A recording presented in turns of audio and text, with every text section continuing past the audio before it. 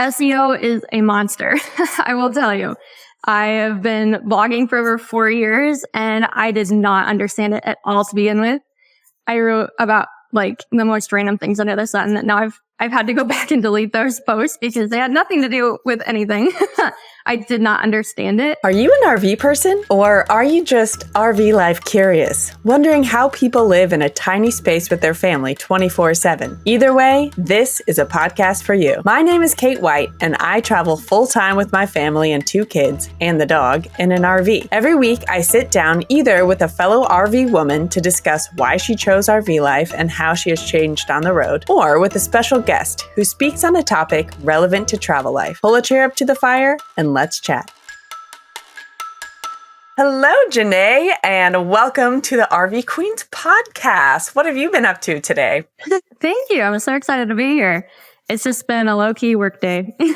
Good for you. Sometimes those are like just so nice. I have a lot of questions for you today, and I'm going to just jump right in. I want to go back to pre-RV life. In 2019, you got married and you also started being nomadic, right? With your husband. I want to know like the build up to that time. All at the same time. Yeah. What were you up to leading up to 2019? My husband was originally from Texas. I was from Illinois. And so when we started dating, ultimately decided to get married, all that good stuff, we were like, okay, where in the world are we going to live? And then I came up with a crazy idea. And here's the crazy thing. I literally thought I was the only one to do this. I was like, what if we lived in an RV? Like, do people do that? And so he was like, I guess we can look into it. So sure enough, we got an RV and then we got married in March, went on our honeymoon the beginning of April, got back from that and hit the road mid-April. So it was kind of crazy, but yeah, leading up to that, I always loved travel stuff, but had never done the RV life. So we hit the ground running. That's amazing. And what kind of work had you been doing? Like, I'm assuming both of you, it was just easy to like work remotely, or how did that go? Yeah. So my husband's job, he was able to work remote. So that made it really easy to just do it. I have always done lots of little odd jobs here and there. So at the time that we got married, I was cleaning houses and teaching piano lessons, and I actually had a horse tack business. I bought and sold horse tack at auctions and things like that. So yeah, lots of little odd things for me. So I had to drop most of that.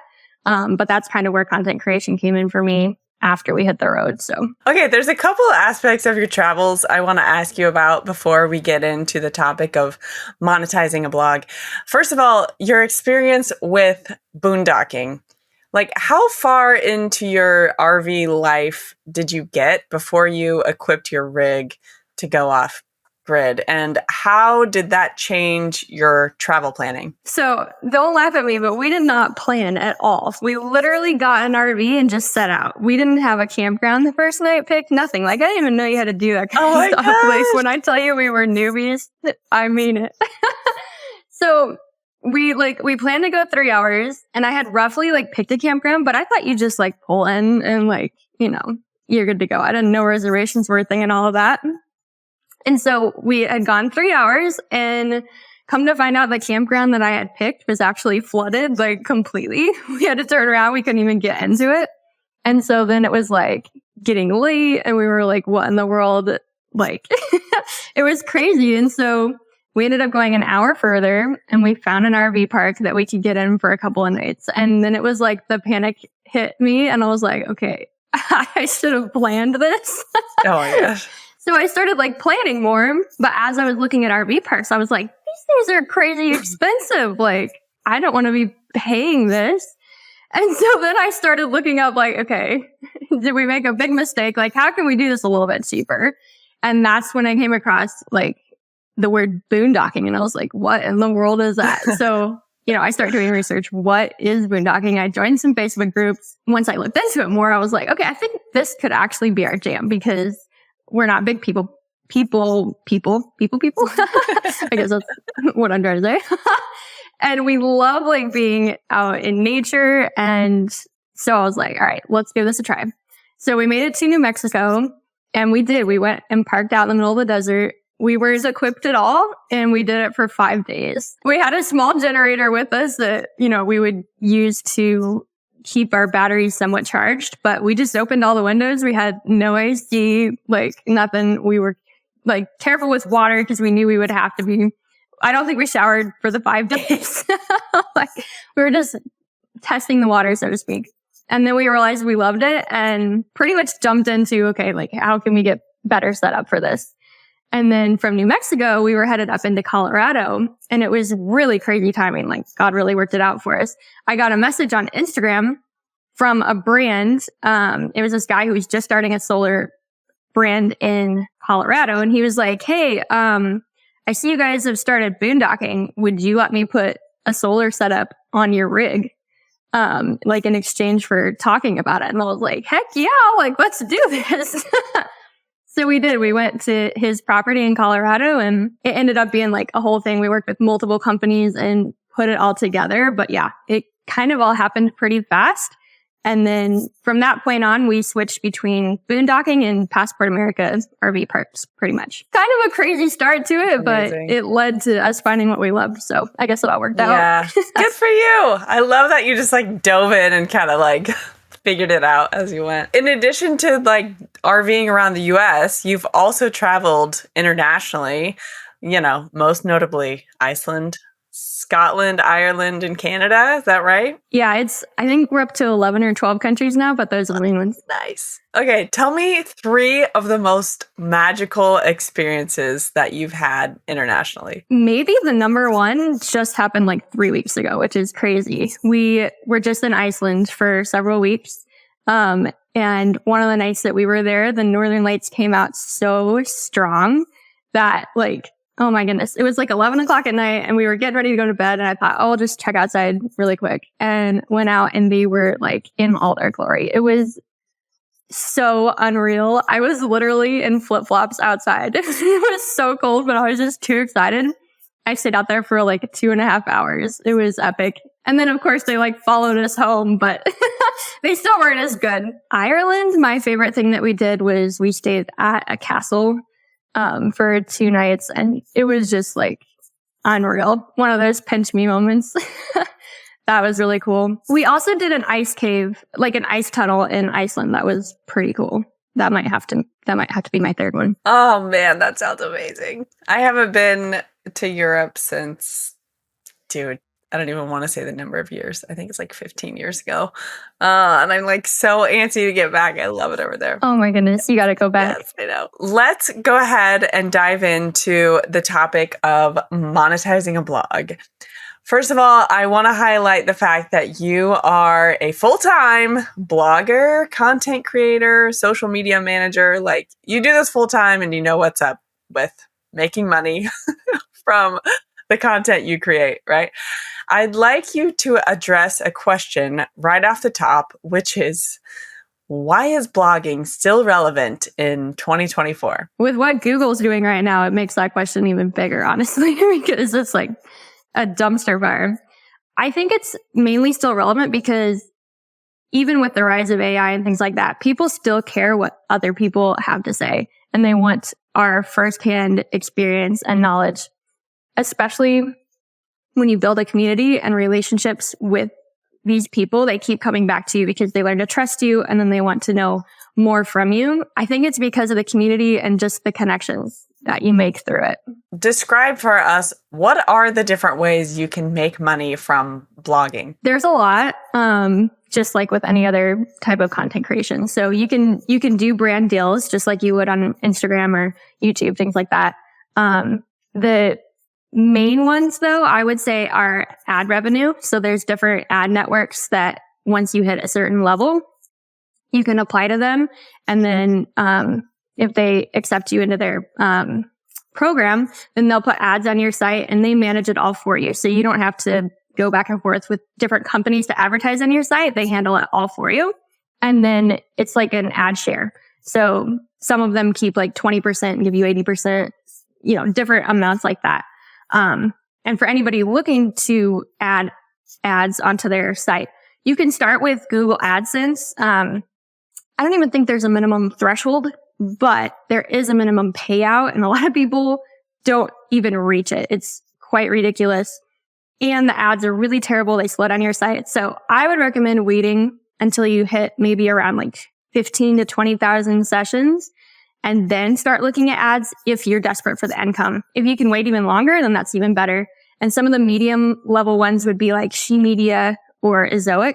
I was with She Media for 3 years, and I actually just left them 2 weeks ago because I got accepted into Mediavine, which is sort of like the holy grail of ad networks, I guess. It's what most people aim towards. And you have to have 50,000 sessions in 30 days to be able to apply to them. And then the one past that is if you have 100,000 page views in 30 days. And that one is called Raptive. So there's like different levels depending on where you're at in your blogging journey. But yeah, so you can do ads.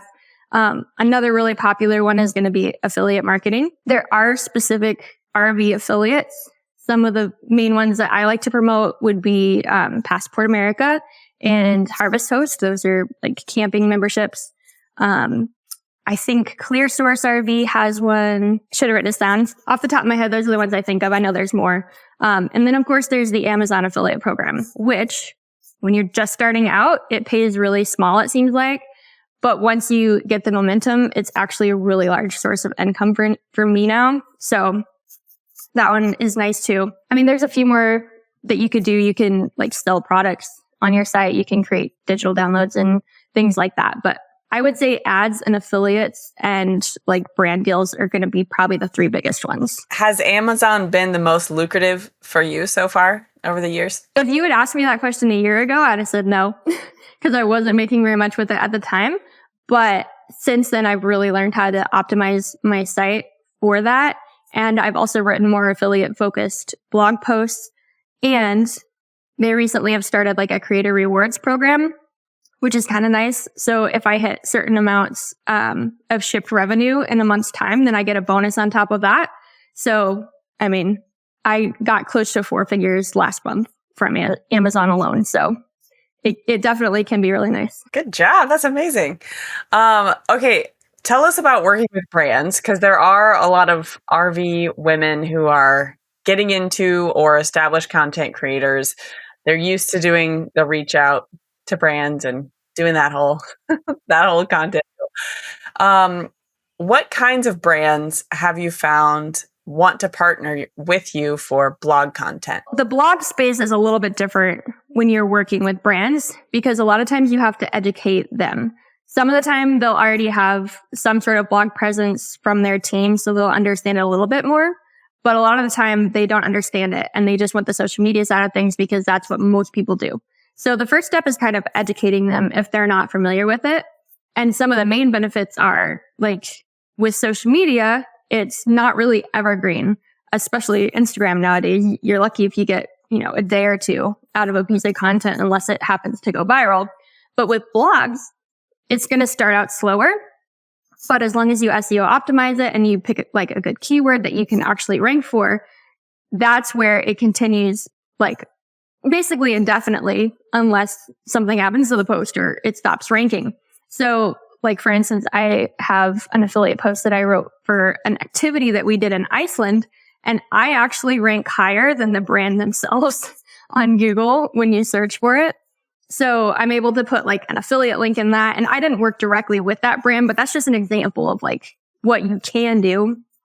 Sadly, in the RV space, I mean, everybody knows it's kind of difficult to get brands to fairly compensate for a lot of things. Most people just want to gift and, or like gift you something in exchange, which if it's a few Instagram stories and it's something that I really want, I might be interested in. But if it's a blog post that I'm going to put hours of research and writing and everything else that goes into it, it's going to take me at least a day, if not 2. Like that amount of work, it's going to have to be something that I really, really want if I'm going to do it gifted. Most of the time, it's going to need to be paid. So sadly, the RV space isn't super friendly towards paid blog posts, but a lot of us are traveling around while we're RVing as well. And that's where you can sometimes reach out to like tour companies for an area that you're going to be in and be like, hey, would you be interested in me running a blog post for you? And kind of start those back and forth relationships. So I've found better luck doing that than I have the actual RV space. Not to say it can't be done, but that's just been my experience. Oh man, those are really good nuggets of wisdom there. Okay, so having the proper SEO behind the scenes and like having keywords and topics and all this stuff, I am assuming is like a big part of how you drive traffic to your blog. How do you find topics and keywords to use in your blog posts? There's a lot of different ways that you can do it. My favorite way is with a tool called Key Search. It's keysearch.co, not .com. It is a paid tool. I think like if you use a discount code, I think you can get it for around like $11 a month or something like that. That is one that I use. I also use another one called Rank IQ. That one's more expensive. It's $30 to $50 a month. Or you can also just use Google itself. You can use the Google search engine and type in RV space A and just see what comes up next. Backspace it and put a B, see what comes up next. These are going to be things that people are actually searching for. The problem with that, you can't see how many searches a month, so the search volume, and you can't see like how difficult it's going to be to compete for that keyword. So that's where the tools like Key Search will come in. It gives you like a difficulty rating. And then based on your blog and the size of your blog, you can kind of determine what difficulty rating you can target. And then it also shows you the DA, the domain authority of the top 10 blogs that are currently ranking for that. And so that gives you an idea, based on how you relate to that, if you're going to be able to maybe rank. SEO is a monster. I will tell you. I have been blogging for over 4 years and I did not understand it at all to begin with. I wrote about like the most random things under the sun that now I've had to go back and delete those posts because they had nothing to do with anything. I did not understand it. And honestly, it took me investing in a really expensive course before it finally clicked and I finally understood. But that's where Pinterest is nice, because if you haven't fully figured out SEO yet and you're not ranking on Google, you can go ahead and start to get the Pinterest momentum like I did. And then once you figure out the Google, they go hand in hand. Now my Google traffic is slightly more than my Pinterest traffic, but it was really nice to have that Pinterest to carry me while I was working my way up to the Google traffic. But yeah, SEO is a beast. We could talk about it for literally hours and not cover it all. Well, real quick, I want to ask you about Pinterest, but will you share the course that you took for SEO? It's Nina Clapperton is who did it. I actually do have an affiliate link. It was like, I want to say $1,500 and it's been a bit, so don't hold me to that, but it was a big investment, but it definitely turned things around for me SEO wise. And I would not be at Mediavine today if it hadn't been for that. I can guarantee you that much. Amazing. Well, thank you for sharing. I'll try to look that up really quick and then get back to you. Yeah, no problem. And we can put your affiliate link in the show notes too, so everyone can help give you a little something if they decide to invest in that course too. Okay, let's talk about strategy with Pinterest. What do content creators need to know about that platform compared to, Instagram or other social media platforms? As a whole is a search engine. That is where it differs a lot. So most people go to that looking for something. Most commonly, something that probably everybody here has done, and I know I do it pretty regularly, is I go on there looking for recipes because I'm like, what in the world am I going to make for dinner tonight? So that's something that you look. It's very visual though. So with Google, when you do a search, there will be some pictures that come up, but most of it's just links. With Pinterest, what comes up is images that we call pins. Sometimes they're just plain images with nothing on them, or more often than not, it's images that also have some sort of text overlay on them. And it's usually like the title of a blog post or something really catchy that's going to get their attention and get them to click on that image. And then they can click through that image to your blog post. So that's like at its core what Pinterest is. And then the other like big difference is that Pinterest is a long-term game. So with Instagram, like I mentioned earlier, it's kind of short-term. You're going to get your immediate gratification. And with Pinterest, it's delayed gratification. You're talking like 3 to 6 months from the time you do something is typically when you're going to start getting the rewards from it. So if you start a new Pinterest account today, it's not like tomorrow you're going to start getting immediate clicks. You're going to have to put the work in, but over time, it really snowballs. And I have Pinterest pins that I published over 3 years ago that are still the top performing pins for me and drive literally hundreds of people to my blog every single day. Whereas Instagram posts that I did 3 years ago, crickets. I'm never going to see anybody from them ever again. Let's get tactical with Pinterest. For example, how many posts per day are you scheduling there to get the numbers that like to drive the traffic that you want to drive to your blog? And now that maybe like take us back to before you had your SEO game in place, how did you really ramp up your Pinterest traffic? So it was very hit or miss. I, once again, didn't understand that super well at first, but thankfully Pinterest is a little bit more forgiving. At the time, I would do a few pins here or there, maybe a couple a week. I was not very consistent though. And that is something that Pinterest really rewards is consistency. So I would do a few here and there. Then sometimes I would go crazy and do like a bunch in a single day. And then I would forget about it for like a month or two and not do anything. So I was very like all over the place. And then a couple of years ago, I got more serious about like getting consistent with it. And I would say I should probably look, but I would say maybe the last 2.5 to 3 years, I've been doing at least one pin every single day. But something that I love about Pinterest is that you can schedule it out. So I don't have to remember to do it every single day. Actually, this morning I sat down and scheduled out pins for the rest of May. So I'm done through the beginning of June now. So that's something I really appreciate. It's not as social as Instagram would be. I could use a scheduling platform on that, but you still have to go interact with people and there's comments and there's messages. With Pinterest, it's kind of set it and forget it. So I can schedule it all and then I might check in on it, just, glance at my analytics. Occasionally I will get comments and things like that I'll reply to. But when I was in Iceland for 3 weeks, I had everything scheduled out before I left and I didn't touch it the whole time I was gone. And it just kept consistently blowing out for me. So that's something that I do really like about Pinterest. And then let's also dive into like other specific settings and stuff. I know each of these social media platforms like has its own algorithm and its own, back-end SEO tactics and stuff like that. What are the Pinterest specific things that you implement to optimize views on your posts? So at the beginning, you're going to have your boards that you're going to set up and you want to make sure that you fully optimize them with a title for the board and then also a description. And you want to include keywords in that board description to describe the things that you might find on that board. It makes sense. Then with pins, the nice thing about them is you can reuse the same pin descriptions on fresh pins. And a fresh pin is just when you create a new image for that blog post, basically.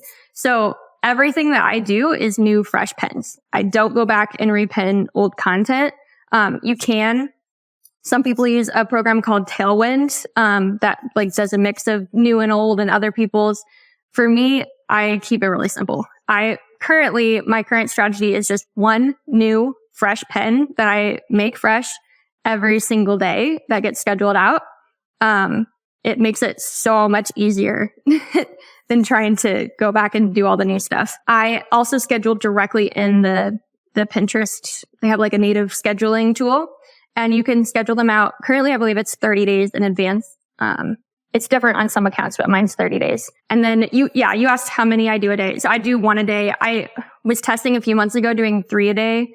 It was just too clunky and too much. And I didn't really see much improvement from it. So yeah, one worked for me for a long time. So I just kind of went back to that. But so the keyword optimization is key with that.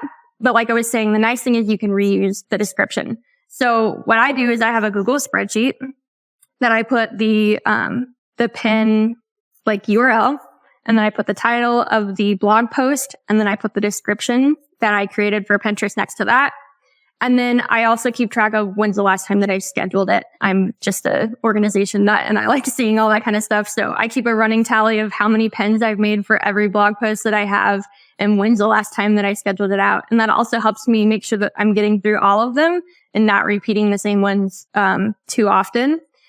But yeah, it can take a little bit to get all of that down to begin with. But once you've got a system, it flows better. But I mean, the main nitty gritty is just the keywords. And there's multiple places that you can find those on Pinterest. I don't use an external tool. I know that there are some that you can look into, but I've found that it's pretty simple to just do it directly in Pinterest.